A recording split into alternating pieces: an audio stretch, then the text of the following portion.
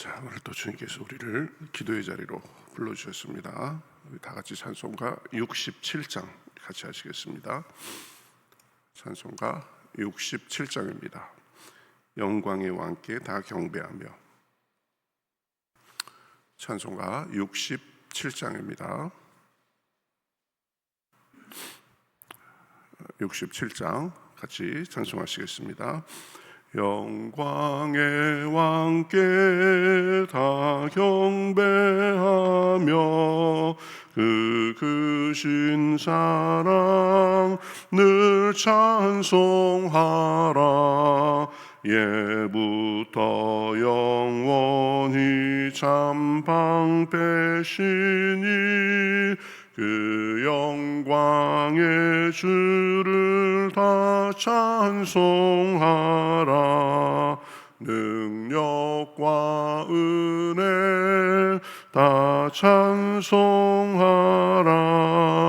그 옷은 햇빛 그 집은 궁창 큰 을의 소리로 준호하시고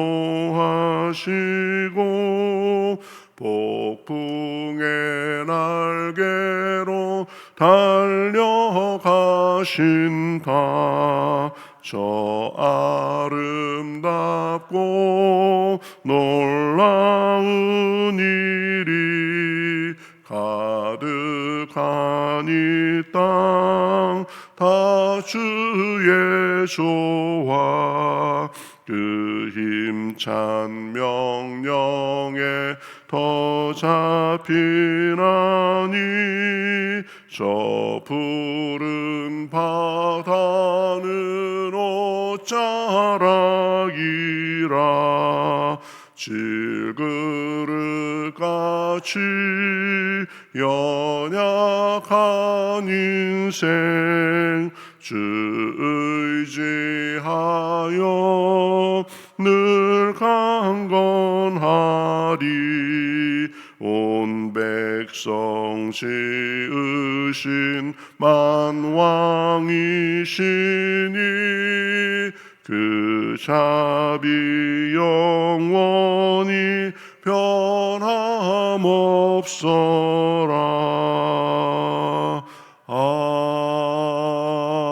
아멘. 자, 성경 말씀 시편 68편 24절부터 보겠습니다. 시편 68편 24절입니다. 구약 성경 850면 정도에 있습니다. 시편 68편 24절부터 32절까지 보겠습니다. 시편 68편 24절부터 32절까지 저와 여러분이 한 절씩 교독하시겠습니다. 하나님이여, 그들이 주께서 행차하심을 보았으니 곧 나의 하나님 나의 왕이 성소로 행하시는 것이라. 소고치는 처녀들 중에서 노래 부르는 자들은 앞서고 악기를 연주하는 자들은 뒤따르니이다. 이스라엘의 근원에서 나온 너희여, 대회 중에 하나님 곧 주를 송축할지어다. 거기에는 그들을 주관하는 작은 베냐민과 유다의 고관과 그들의 무리와 스불론의 고관과 납달리의 고관이 있도다. 내 하나님이 너의 힘을 명령하셨도다. 하나님이여, 우리를 위하여 행하신 것을 견고하게 하소서. 예루살렘에 있는 주의 전을 위하여 왕들이 주께 예물을 드리리이다. 갈밭의 들짐승과 수소의 무리와 만민의 송아지를 꾸짖으시고 은조각을 발 아래 밟으소서. 그가 전쟁을 즐기는 백성을 흩으셨도다. 고관들은 애굽에서 나오고 구스인들은 하나님을 향하여 그 손을 신속히 들리로다. 땅의 왕국들아, 하나님께 노래하고 주께 찬송할지어다. 아멘. 예, 오늘 말씀은 이 하나님께서 이제 자기 성소에 들어가시는 모습을 묘사하면서 그 하나님이 어떤 분이신가를 쭉 이렇게 나타내주고 있습니다. 사람은 눈에 보이는 아주 그 영광스러운 장면에 감동합니다. 승리의 퍼레이드, 또 행진, 입장식, 이런 장면은 단순한 그저 이동이 아니라 승리와 영광의 선언을 나타냅니다. 오늘 본문이 바로 그렇습니다. 하나님께서 지금 행진하시는 장면을 보여주고 있습니다. 하나님이 왕으로서 자기의 성소에 행차하시는 장면으로 시작합니다. 이것은 단순히 그저 시적인 표현이 아닙니다. 하나님이 어떻게 역사하시고 어떻게 자기 백성을 이끄시는지를 보여주는 영적 선언의 장면이라고 할 수 있습니다.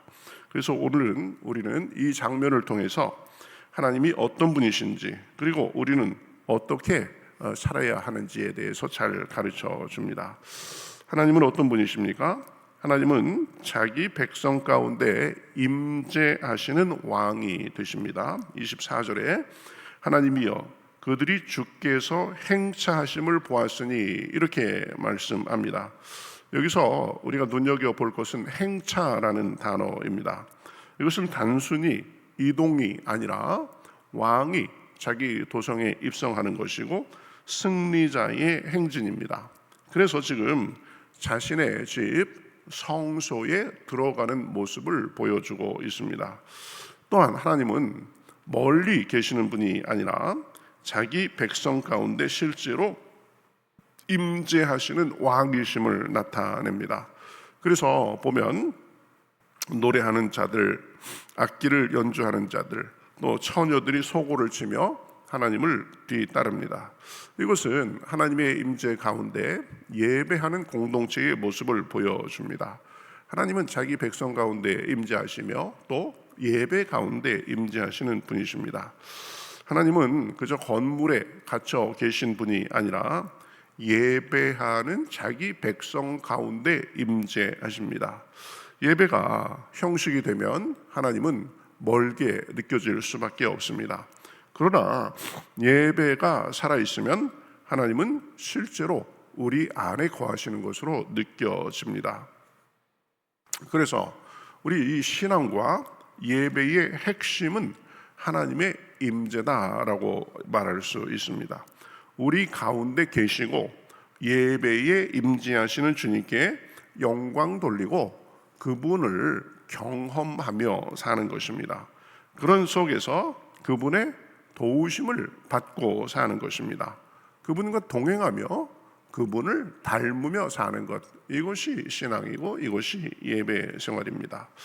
전쟁에서 군사들이 막 싸우다가 왕이 직접 전장에 나와가지고 이 싸우는 군사들을 독려하면 군대의 사기는 완전히 달라집니다. 같은 병사인데 혼자 싸울 때보다 왕이 함께하면 두려움이 사라지고 더 힘을 낼 수 있습니다. 이것이 이 하나님의 임재의 힘입니다. 하나님이 함께 하시기 때문에 그분을 의지해서 힘을 내고 용기 있고 지혜롭게 살 수 있습니다. 그러니 우리는 우리와 함께 하시는 주님의 임재 가운데 그분과 동행하며 살아야 됩니다. 하나님은 멀리 계시는 분이 아니라 우리와 함께 계시면서 우리의 힘과 도움이 되시는 분이십니다. 또 하나님은 약한 자를 통해서도 일하시는 분이십니다. 27절에 보면 하나님을 찬양하는 무리들 가운데는 이 작은 베냐민과 그들의 통치자들이 있다고 묘사하는 것을 볼 수 있습니다. 아주 중요한 표현이 나오죠. 작은 베냐민이라는 표현입니다. 베냐민은 이스라엘의 지파 중에서 가장 작은 지파, 가장 연약한 지파였습니다. 그런데 하나님은 그들을 앞세우셔서, 그렇죠? 이 찬양하는 무리들 가운데 앞세우시는 것을 볼 수 있습니다. 하나님은 강한 자, 반듯한 자, 온전한 사람들만 쓰는 것이 아니라 약한 자도 들어 쓰시는 분이십니다. 그러니 우리의 모습도 약하고 하나님께 드러낼 것이 없고 보잘것 없어도 주님께 쓰임받으며 살 수 있습니다. 고린도전서 1장 27절에서는 그래서 이렇게 말씀합니다. 하나님께서 세상에 미련한 것들을 택하사 지혜 있는 자들을 부끄럽게 하신다라고 말씀합니다. 겉으로 보기에 미련해 보여도 하나님은 그런 사람들을 불러서 쓰셔서 오히려 지혜로운 사람들을 부끄럽게 하신다는 말씀입니다. 그러니 우리에게 가장 중요한 요소는 우리가 가지고 있는 실력이나 우리의 자격이 아니라 우리의 중심으로 하나님을 사모하고 하나님을 따르는 것입니다. 사무엘상 16장 7절에 사람은 외모를 보거니와 여호와는 중심을 보시느니라 그랬습니다. 우리는 늘 이렇게 생각하는 경향이 있습니다. 나는 부족해서 안 된다. 나는 능력이 없다. 나는 크게 내세울 게 없다. 이렇게 생각합니다. 그러나 하나님은 능력 있는 사람을 찾지 않으십니다. 많이 배우고 잘났다고 그 사람을 선호해서 쓰지 않으십니다. 오히려 자기 연약함을 인정하고 겸손하게 하나님을 의지하는 사람을 찾으십니다. 자기가 가진 것이 보잘것없어도 하나님 앞에 그것을 내놓고 순종하는 사람을 쓰십니다. 지금 베냐민 지파가 그런 것입니다. 가장 작은 지파라도 하나님이 성소에 들어가시는데 그 행렬에서 자기의 역할을 감당하는 것입니다. 닉 부이치치라는 사람이 있습니다. 이 사람은 나면서부터 팔다리가 없는 상태로 태어났습니다. 몸통하고 머리밖에 없어요. 그래서 몸통에 있는 거라고는 이 몸통 아래에 붙은 작은 지느러미 같은 다리가 그건 다리라고 할 수도 없는데 지느러미 비슷하게 옆으로 퍼진 게 하나 있습니다. 그러나 그러한 것에도 불구하고 이 처음에는 어렸을 때는 많이 좌절했습니다. 난 왜 이렇게 태어났나? 그런데 이제 하나님에 대한 믿음을 갖고 그것을 극복하면서 하나님을 의지하며 나아가니까 전 세계를 다니면서 수많은 사람에게 소망을 전하는 일을 하고 있습니다. 제가 그 동영상을 봤는데요. 수영도 잘합니다. 팔도 없는데 뒤에 지느러미 평평한 지느러미 같은 발 하나를 움직여가지고 수영도 잘하고요. 이렇게 통통 튀어다니면서 축구 같은 것도 막 하고 그러더라고요. 사람의 눈에는 약점이고 연약함이라도 하나님께 붙들리면 그것이 사명이 되고 쓰임받는 삶이 될 수 있습니다. 우리는 살펴봐야 됩니다. 나는 내 연약함 때문에 뒤로 물러나고 있지는 않은가? 아니면 내 연약함도 맡기며 하나님께 나아가는가? 하나님은 가장 작은 지파 베냐민도 쓰시는 분이십니다. 그러니 내 약점에 실망하지 말고 하나님을 의지하며 나아가야 됩니다. 우리와 함께 하시는 하나님은 사람을 가리시는 분이 아니시죠. 또 하나님은 원수 위에 승리를 주시는 왕이십니다. 29절에 보면 예루살렘에 있는 주의 전을 위하여 왕들이 주께 예물을 드리나이다 이렇게 말씀하고 있습니다. 이 부분은 하나님이 주시는 승리에 대해서 말씀하고 있습니다. 하나님은 단순히 함께 하시는 분일 뿐 아니라 승리를 주시는 분이십니다. 자기 백성을 위해서 싸우고 승리를 주십니다. 우리 연약해도 하나님을 의지하며 나아가면 크고 작은 승리를 맛보게 하시는 것입니다. 출애굽기 14장 14절에 보면 여호와께서 너희를 위하여 싸우시리니 이렇게 말씀했습니다.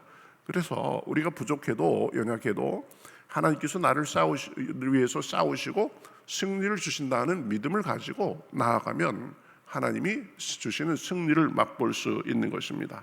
로마서 8장 37절에서도 이렇게 말합니다. 우리를 사랑하시는 이로 말미암아 우리가 넉넉히 이기느니라 이렇게 말씀합니다. 우리가 참 부족할 때가 많이 있습니다. 내 힘이 붙일 때가 많이 있습니다. 그러나 내 힘으로만 다 하려고 하지 않고 하나님을 의지하고 나아가면 넉넉히 이기게 하는 그 은혜가 있는 것입니다.